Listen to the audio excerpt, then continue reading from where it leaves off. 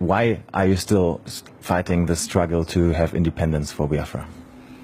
We are fighting for independence, not fighting physically with guns and bullets. We are fighting in terms of our agitation. We are fighting in terms of our belief. We're fighting in terms of our consistency to ensure that we are free, because we're not free.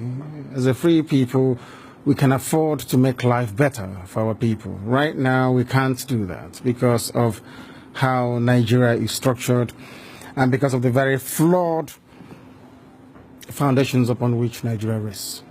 You called for a referendum latest this year, November, you said, I think. Yes. If that doesn't happen, what's the way forward? Because the way it looks like the government will definitely not agree to that. Then there'll be no elections in Biafra land.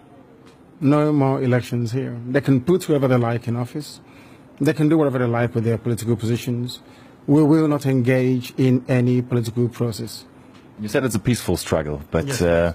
there are some videos of you appearing in the past, especially abroad, in particular in one conference in the US, where you said you need weapons to defend yourself, you need guns and ammunition. How can we understand that in the context that you're saying it's a peaceful struggle? I'm sure you've heard about the Fulani headsmen killing people all over the place. Have you heard about it? Of course. Exactly.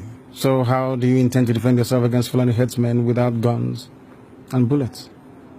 They'll be killing our people, raping our women, destroying crops in the farms, and no one does anything about it. Is that how human beings are supposed to live? So, and you have the right to arm yourself and defend yourself with arms in that context? Self-defense is recognized even by all the known laws of the UN. Is that not correct? We have the right. If somebody were to barge into this very interview now wielding a machete or an AK-47, are you suggesting we should let them get away with it?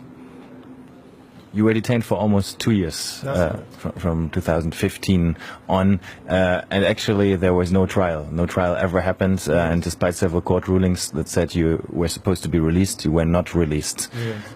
Do you think you were treated in a fair way by the government? Or rather also by the justice system? No, not fairly, because Nigeria is not a civilized country. People behave like animals. They're not reasonable enough. They're not disciplined enough. They are not mentally developed enough to run a transparent civil society.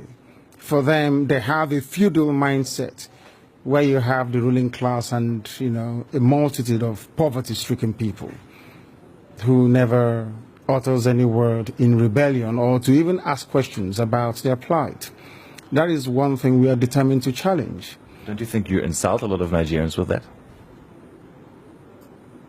I'm being very kind, to be honest. I could have used far more harsher words to describe them. I'm being very kind. So generally you don't think very positive of your countrymen then, obviously? They are not... When you say positive, no, as individuals, perhaps there are a few good people amongst them. But as a collective, this is an absolute mess. And you can see for yourself. Didn't you go through the roads and see how horrible they are? Didn't you see how unkempt everywhere is? How filthy and dirty everywhere is? That is the product of a Nigerian system that is uniquely backwards, even by the very third world standards of Black Africa. That's the fact, and people must face up to it.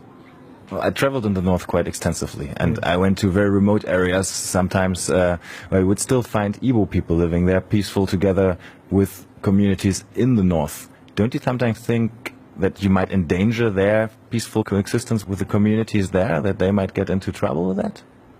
So if they're living so peacefully together, or cohabiting so peacefully as you put it, how come you hear about all those uprisings in the north where southern Christians are being slaughtered and nothing gets done about it?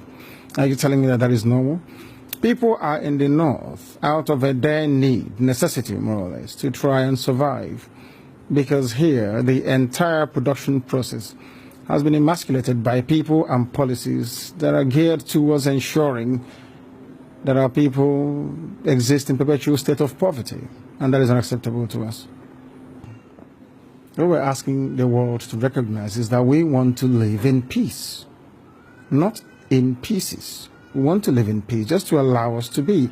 Allow Biafra to exist. We were existing before the British came. Just allow us to go back to, what we were before.